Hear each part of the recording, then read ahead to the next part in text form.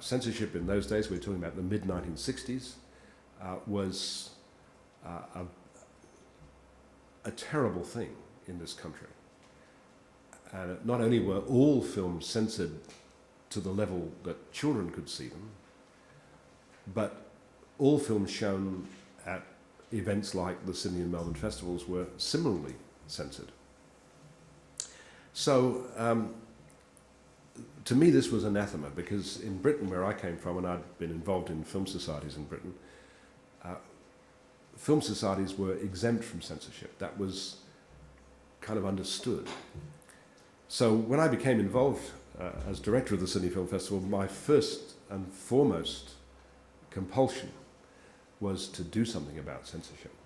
Actually, the first film that I had programmed, which the censors attacked. And it's one of my favourite films. This is one of my favourite films. It's called Loves of a Blonde.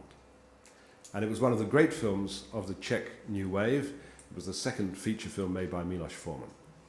And it's a beautiful, it's not really a love story, but it's a beautiful story about teenage sex. This is all about sex tonight, isn't it? About teenage sex, about longing, about boys who are only after one thing, you know what boys are like, and all that stuff.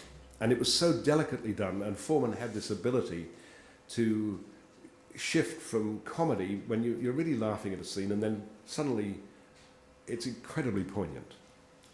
And the first time I saw this film, even though I was seeing it with these miserable censors, I totally fell in love with this film.